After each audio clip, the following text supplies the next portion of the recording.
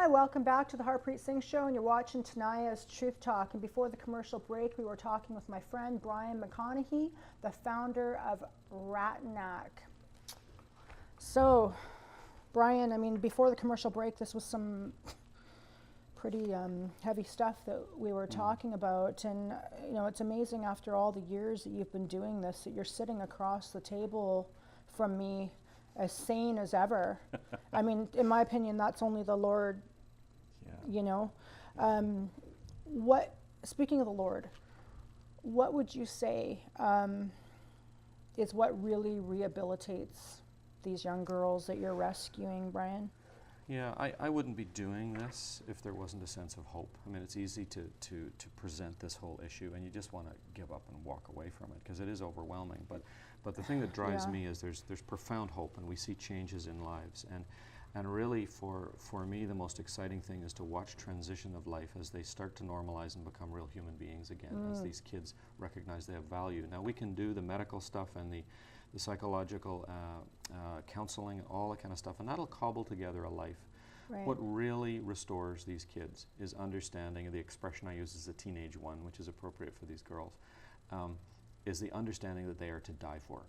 And in Christian teaching, where you have God of the universe who would come to earth and die for them, no matter what's been done to them, no matter how they've been treated, no matter how many hundreds or thousands of times they've been raped, they are profoundly valuable. They are to die for. Yes. That is a basis of self-esteem right there. I agree. That's restorative. Yes. And so it's a profound thing to watch them clue into that they actually are valuable and have that understanding for the very first time in their lives. So that's a huge component for me. We would never ever seek to force Christian teachings on them. We never have to. They demand it of us. Right. Instantly in rehabilitation, they say, why are you different? Why do you care? What is that thing you're doing? And that thing we explain is compassion. And they say, well, why are you demonstrating compassion towards us? Because you have value before God. And then they want to know who that God is. And they want to know why we are the way we are. Right. So it's a very natural process that we never, I mean, we love these kids no matter what they believe. That's a baseline. Would you say that like the best way of them being rehabilitated is through, you know, the doctors or the psychiatrists, or would it be God? Well, I mean, the ultimate restoration of their hearts and minds is God and what He does within them, and we've seen this over and over again. Yes. Obviously, we want to be on our game. We want to provide them the best medical intervention. We want to provide them the best counseling we can. Yes. We want to do a really good job of that. Right.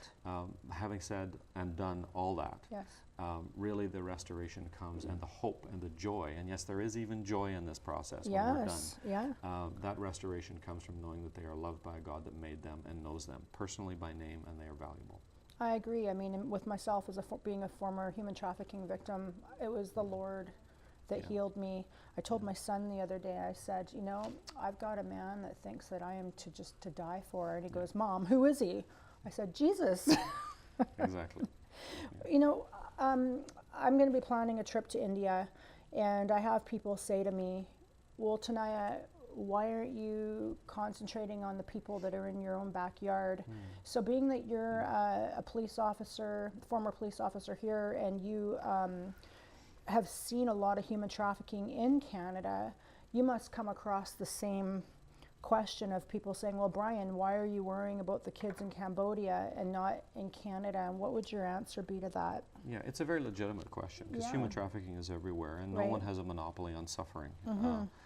On the Canadian side, I'm very actively involved in terms of legislation, working with politicians on ramping up legislation to make it more difficult for pedophiles here.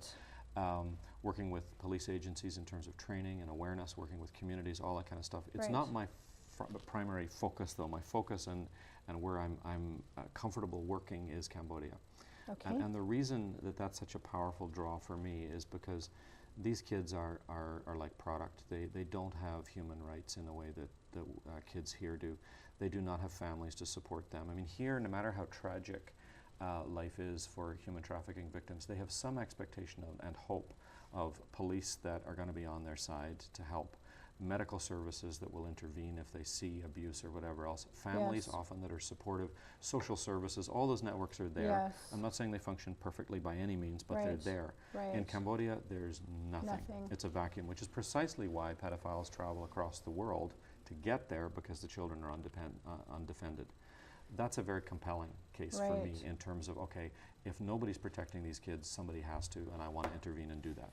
Do you feel that as a man of God too, that it was where the Lord had called you Oh, yeah. to? Yeah, I mean, it's irrational in so many ways. I grew up in Belfast in Northern Ireland as a kid through the violence there.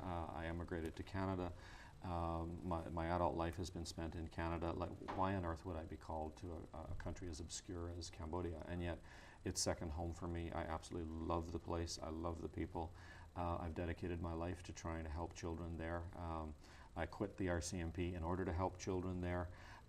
So it's turned my life upside down in the most wonderful possible way. That's not rational. That's about God saying, I want you to do this, and I am thrilled to follow that calling and that desire He's put in me. So I mean myself, I used to own a tanning salon, a hair salon and spa a few years ago, and now I've walked away from that to have Save the Women, and I'm definitely not doing what I do for the money. So you know that, right? Being missionaries and being that you were in law enforcement for 2.5 decades, and now you left that and you're running a charity. It's obviously not for the money, it's for the love of God and saving souls to His kingdom too. Absolutely. I mean, this was, I left the RCMP at 22.5 years in, 2.5 years before being pensionable. That's insane financially. Oh, yes. There are things way more important than a pension. So hold on, you quit 2.5 years before you were going to get your pension. Before I was pensionable, yeah.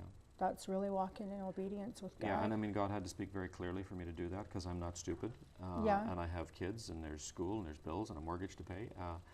And so it was very challenging, but when God speaks, He speaks, and we haven't looked back. God has honored that decision, and I have the privilege of speaking for children that have no voice, Yes. and defending children that have no one to defend them.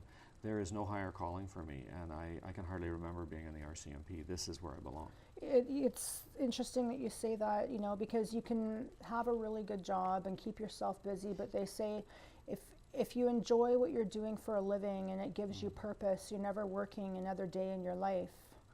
And it's kind of like what you're doing right now. You finally, after all these years, since 2008, you've been doing this. After all these years, this is when you finally found your purpose in life. And a lot of people that would have been in law enforcement would have thought that was their purpose, but yours was. And I did too.